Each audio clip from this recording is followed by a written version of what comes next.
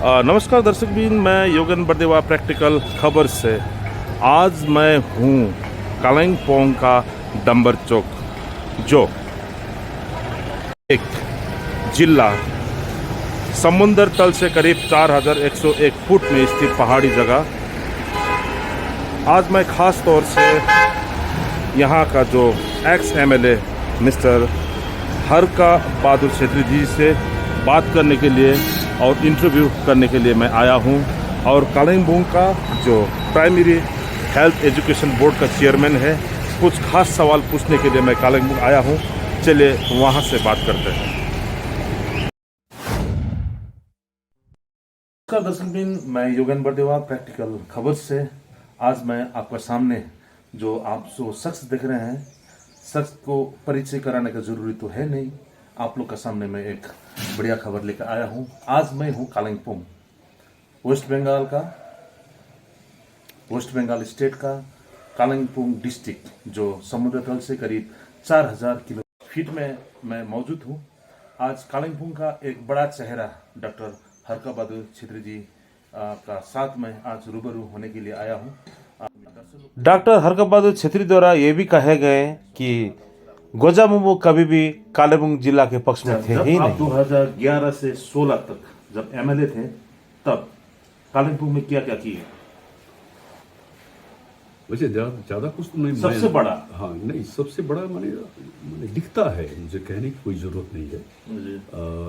एक तो कालिम्पोंग में अभी जो 5 कॉलेजेस है, 2 गवर्नमेंट कॉलेज, 2 ITI और एक पॉलिटेक्निक, वो इन 5 वर्षों में 5 सालों के अंदर हुआ, और वो मेरी एफर्ट से हुआ। अवश्य मैंने सरकार का मैंने मेरी तरफ अच्छी निगाह थी, जिसकी वजह से मैं ये कर पाया।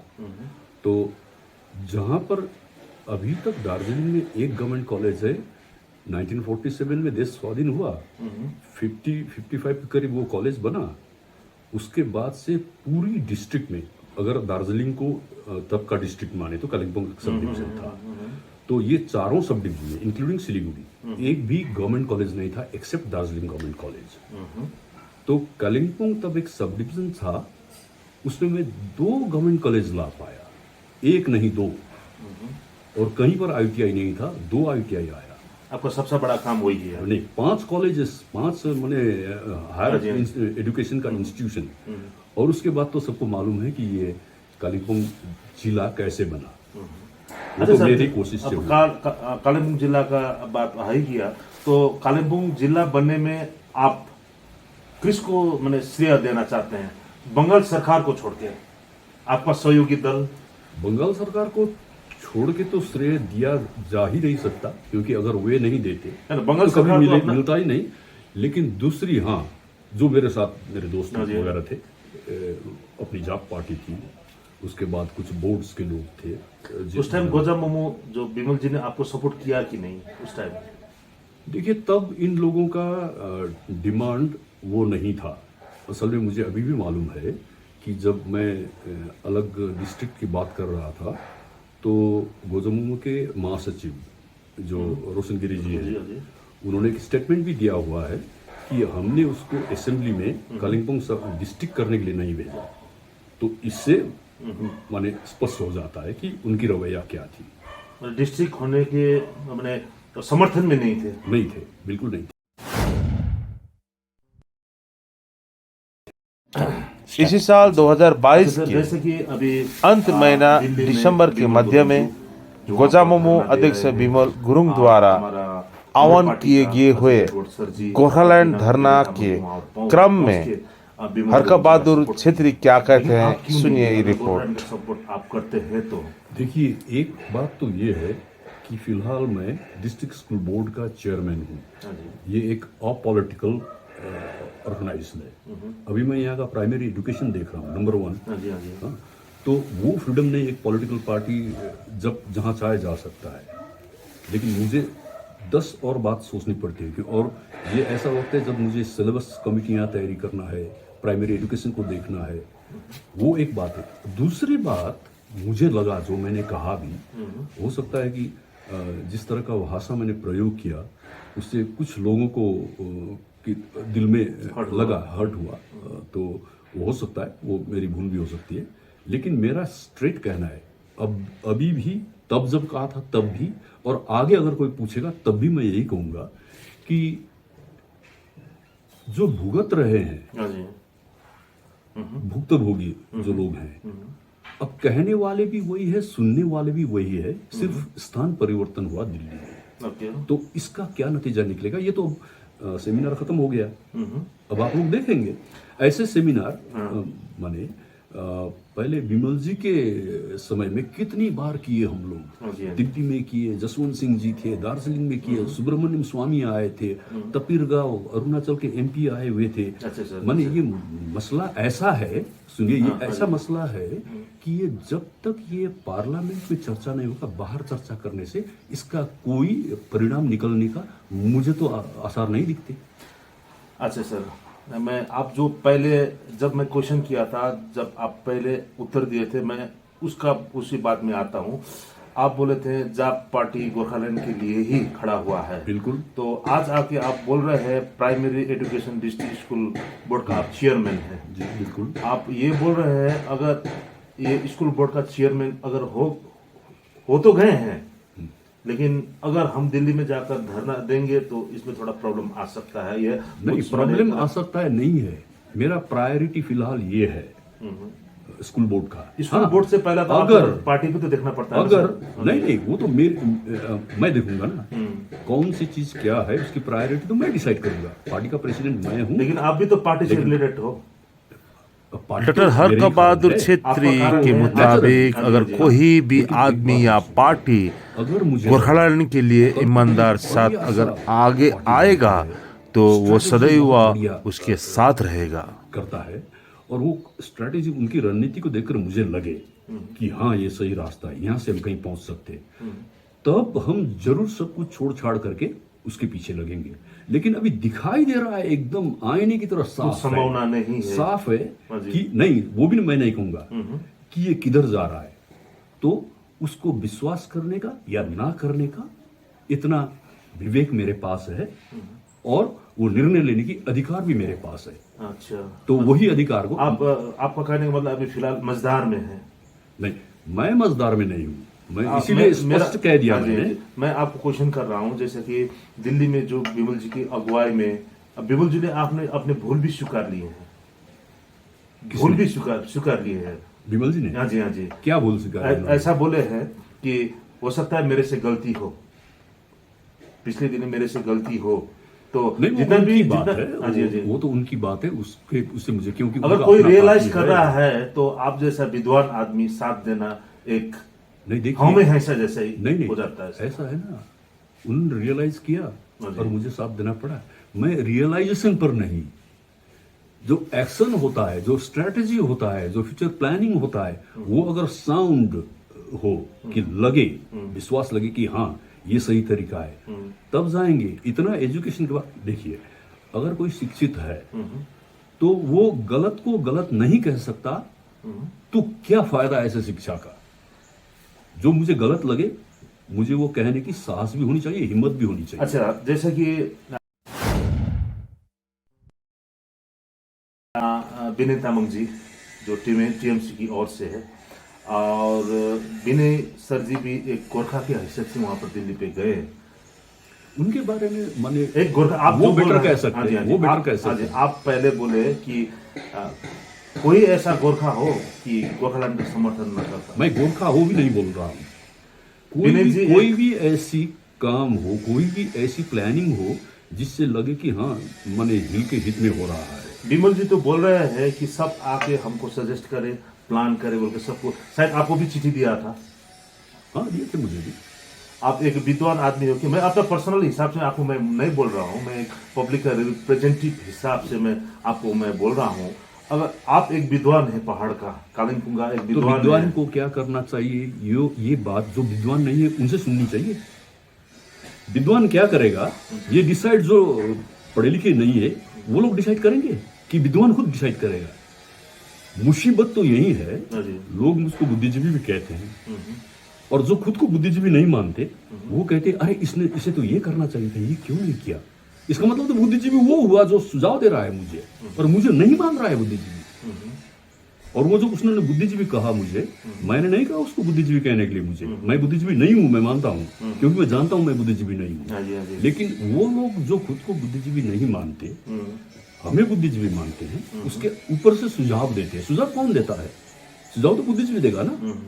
तो अब हमारी नौबत ऐसी हो गई कि सुझाव सुनने वाला को बुद्धिजीवी कहते हैं लोग, सुझाव ना मानने वाला को जिद्दीजीवी कहते हैं। अब क्या कहेंगे आप?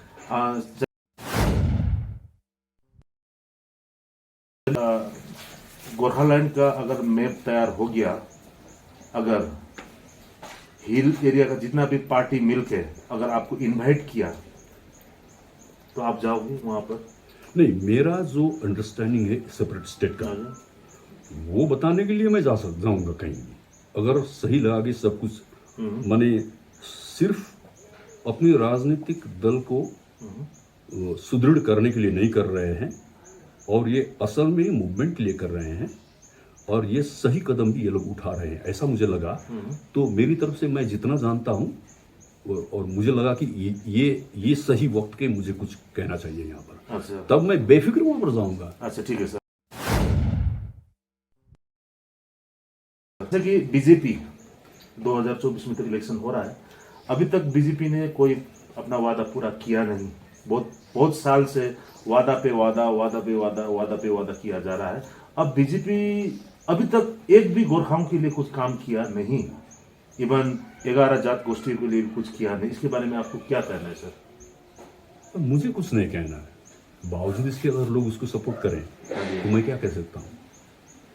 मुझे कुछ नहीं कहना, क्योंकि ये तो पब्लिक को सोचना चाहिए। अगर उन्हें लगता है कि अब भी वही सही दल है तो करेंगे, क्योंकि डेमोक्रेसी में अब पब्लिक जो सोचते हैं वही सही है। मेजॉरिटी मैटर करता है, और सोचने वाले लोग हर हमेशा माइनॉरिटी में रहते हैं।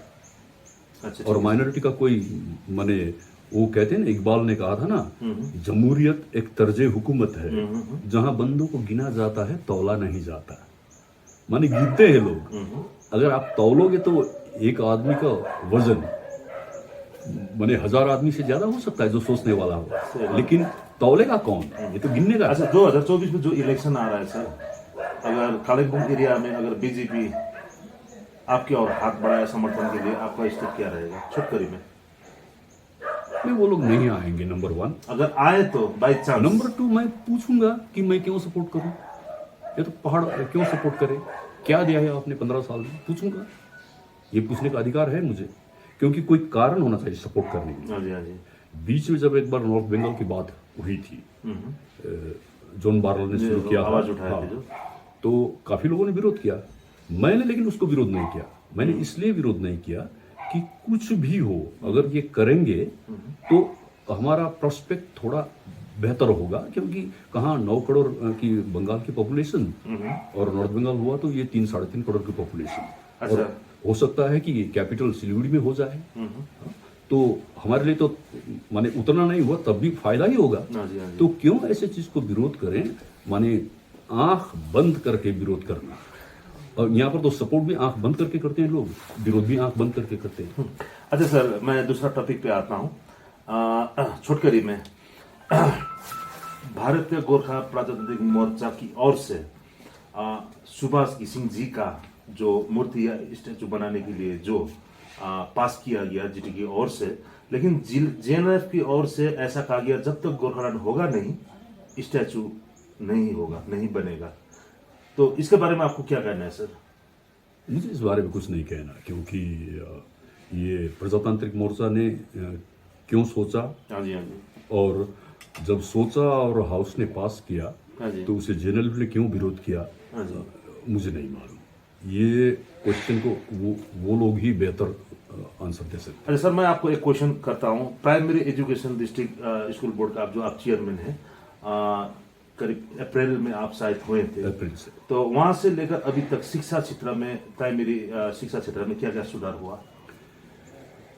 देखिए, 6 महीने का वक्त एजुकेशन जैसी बड़ी चीज, वो भी इतने गए गुजरे हालात में है, वो सुधारना तो बहुत बात की बात है। अभी हम समझ रहे हैं कि प्रॉब्लम कहाँ है, और अच्छी तरह से समझने के बाद वो 50% सोल्यूशन तो समझने से ही हो जाता है। अब हमें कम से कम प्रॉब्लम मालूम है, क्यों प्रॉब्लम है। कहीं पर टीचर प्रॉपर नहीं है, कहीं स्कूल की हालत खराब है, स्टूडेंट नहीं आ रहे हैं, ज़्यादा से ज़्यादा स्टूडेंट प्राइवेट स्कूल में पढ़ते हैं, गवर्नमेंट स्कूल में नहीं आते। कई सारे ऐसे स्कूल है जहाँ पर एक भी स्टूडेंट नहीं है, और कई सारे ऐसे स्कूल है जहाँ सिंगल टीचर है, वो भी रिटायर की कगार पर खड़ा है। तो इन सब को हम सामने सेशन से हमने स्टार्ट कर दिया है, अब रिक्रूटमेंट रूल बनाकर भेज दिया। अच्छा, रिक्रूटमेंट के बाद से जो अभी वॉलेंटियर्स एज अ कैजुअल जो कर रहे हैं, उसके लिए क्या प्रावधान या उसका फ्यूचर के लिए क्या शेड्यूल होगा? देखिए, एक तो बंगाल सरकार ने स्पष्ट कह दिया कि वॉलंटियर्स हमारा सरदर्द नहीं है, क्योंकि वॉलंटियर्स माने वो स्वेच्छा से आए हैं, वो सरकार की कंपल्सन नहीं है। लेकिन हम लोग जानते हैं, क्योंकि यहाँ 2000 से कोई अपॉइंटमेंट नहीं हुआ, और बच्चों को तो पढ़ना चाहिए, टीचर रिटायर होकर चले गए, स्कूल खाली होता गया। ऐसे वक्त पे जहाँ एसएससी नहीं था, टेट नहीं था, और स्कूल खाली हो रहा था, टीचर्स नहीं थे, काफ़ी बच्चे तो इसलिए भी चले गए। तो उस हालत में जब गांव के लोगों ने, जो मैनेजिंग कमेटी में थे, उन्होंने डिसाइड किया कि जो गांव का पढ़ा लिखा लड़का है, चलो तुम देख लो, बाद में हम किसी तरह एडजस्ट करने की कोशिश करेंगे। लेकिन सर, इतना साल तक ऐसा वॉलंटियर स्कूल में सर्विस दिया, नहीं, वहीं पर आ रहा हूँ मैं, वहीं पर आ रहा हूँ। जब मैनेजिंग कमेटी वगैरह ने मिलकर उन लोगों को काम करने के लिए कहा कि बाद में हम देखेंगे, तुम्हें ही एडजस्ट कर देंगे, ऐसा कुछ बोला उन्होंने, तो अभी 10, 15, 20 साल से लोग वॉलंटियर कर रहे हैं। हम उन लोगों को ऐसे ही डिसमिस नहीं कर सकते।